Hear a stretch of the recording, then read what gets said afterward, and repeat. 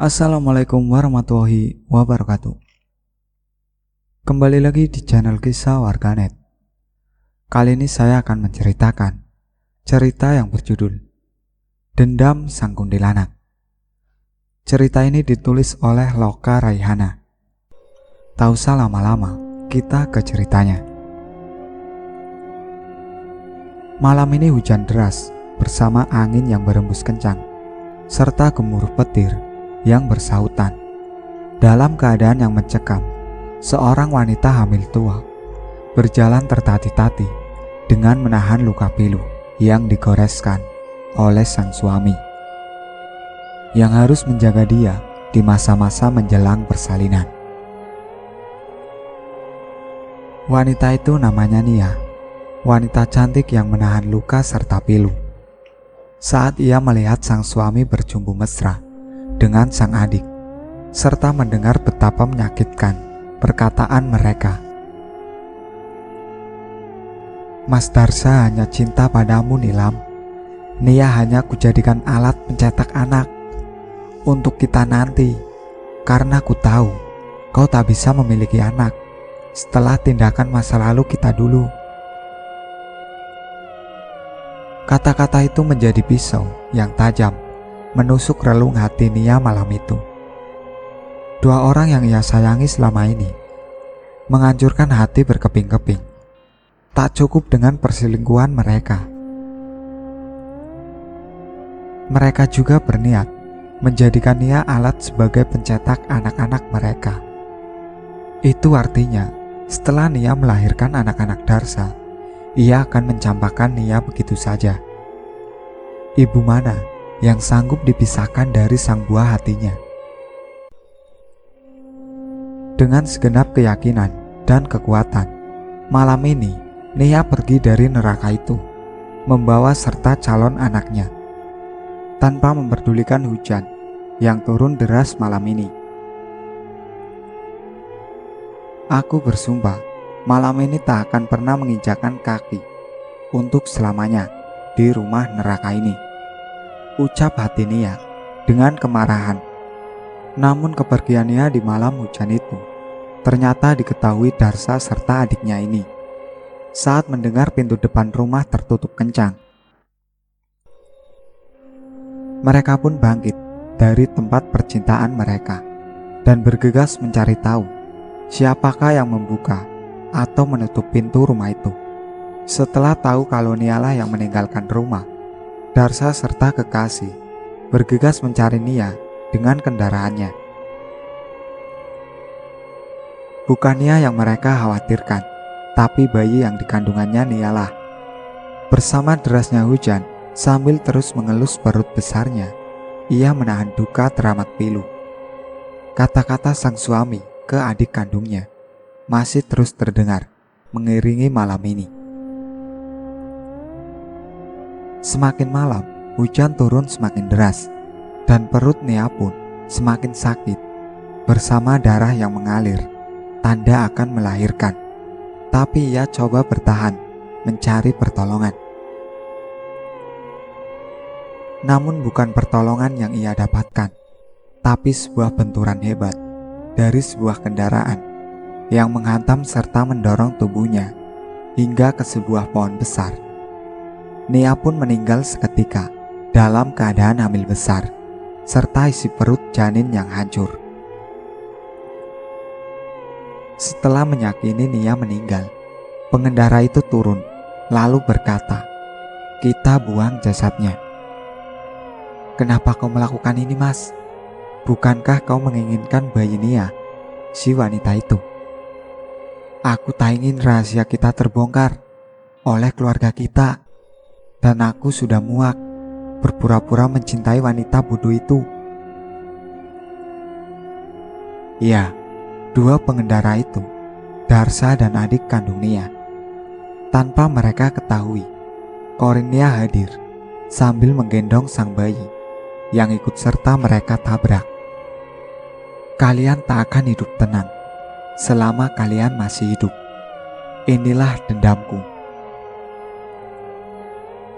Semenjak peristiwa memilukan yang dialami, Nia meninggal dalam keadaan dendam yang bersemayam di hatinya, membuat perjalanan ke alamnya terkurung dalam fananya dendam. Namun hal itu berbeda dengan Darsa dan sang kekasih, sekaligus adik kandungnya Nia. Mereka justru tertawa bahagia akan kematian Nia. Hari berlalu begitu damai buat Darsa dan sang kekasih. Tapi malam Jumat Kliwon ini, waktu di mana dendam Nia terbalaskan. Malam hari saat sepasang kekasih itu berada di rumah mereka, tiba-tiba lampu rumah itu mati. Lalu angin berembus kencang dari balik pintu depan bersama dengan bau anyir darah, membuat mereka penasaran apa yang terjadi. "Mas, aku takut. Kenapa mati lampu? Ditambah angin yang membawa bau amis darah yang menyengat, Mas," ucap Nilam. "Tenang sayang, ada Mas di sini. Jangan takut. Mungkin emang mati lampu dari PLN," ucap Darsa sambil menenangkan hati sang kekasih. Namun bau amis darah itu tak kunjung hilang, makin menyeruak, memenuhi isi ruang rumah itu. Tak hanya di situ, suara tangisan bayi yang begitu memilukan terdengar malam itu. Lampu tak kunjung menyala, angin terus berhembus kencang, serta gemuruh petir membuat suasana rumah itu semakin mencekam. Suara tangisan bayi tak kunjung berhenti, membuat Nilam semakin takut, lalu berkata, "Mas, jangan-jangan ini bayi Mbak Nia, Mas. Aku takut, Mas." "Jangan ngaco kamu, mereka sudah kita tabrak dan mati, serta jasadnya kita buang. Gak mungkin dia kembali. Kalaupun dia kembali, akan kubakar mereka," ucap Darsa. Dalam keadaan seperti itu saja, Darsa masih sombong dan tak mengakui kesalahannya. Sayup-sayup terdengar oleh mereka semua, seretan badan yang terseok-seok dari arah pintu depan mereka. Suara itu seolah mendekati mereka, bersama dengan bau anyir darah. Semakin mendekati, tampaklah sosok. Srek, srek. Suara langkah yang terseret-seret meninggalkan jejak darah di lantai rumah itu. Wanita bergaun putih serta bersimbah darah sambil menggendong bayi yang dalam keadaan sebagian hancur. Sosok wanita itu terus mendekati Darsa dan Nilam. Saat tepat di dekat Darsa dan Nilam, mereka terkejut. Sosok itu adalah Nia, serta bayi yang mereka tabrak dan jasadnya mereka buang. "Mas, ini anakmu. Lihatlah," sambil memberikan bayi yang tanpa kepala serta sebagian badannya hancur berlumuran darah yang begitu anyir. "Tidak, itu bukan anakku. Itu anak iblis. Kau sudah mati, Nia. Kau sudah mati," ucap Darsa. Lalu terdengarlah tangisan bayi. Lalu Nia mengeluarkan kepala bayi dari perut bagian depannya yang bolong. "Ini kepala anak bayi kita, Mas. Badan dan kepalanya terputus akibat kau menabrak kami, Mas." Suara tangisan pilu dari mata putih serta sekitar mata yang hitam dan sebagian mukanya yang hancur akibat terkena aspal,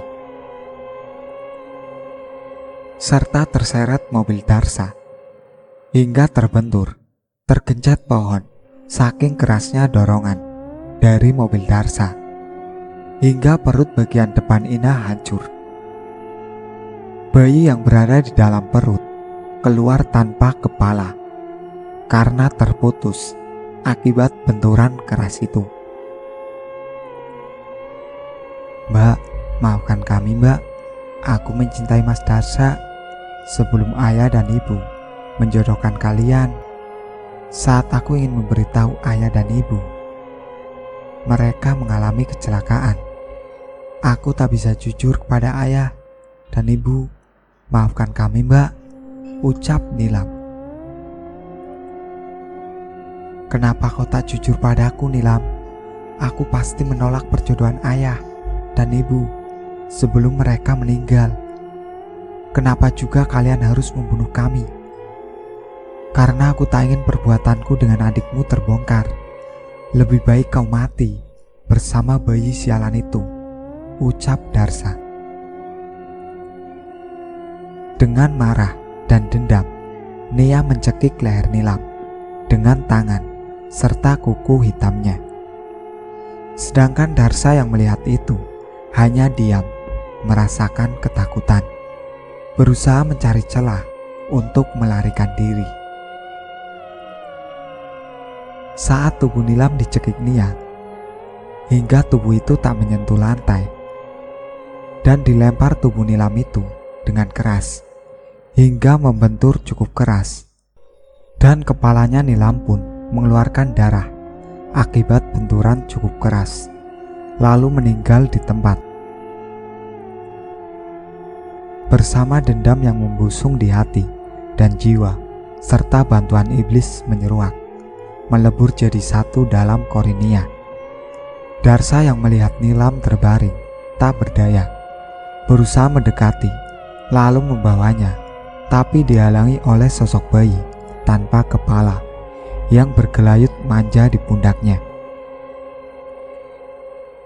Dengan terus berusaha melepaskan sosok itu, buat Darsa tak sadar menjatuhkan dirinya di sebuah meja yang terbuat dari kaca, bertumpuan dengan besi.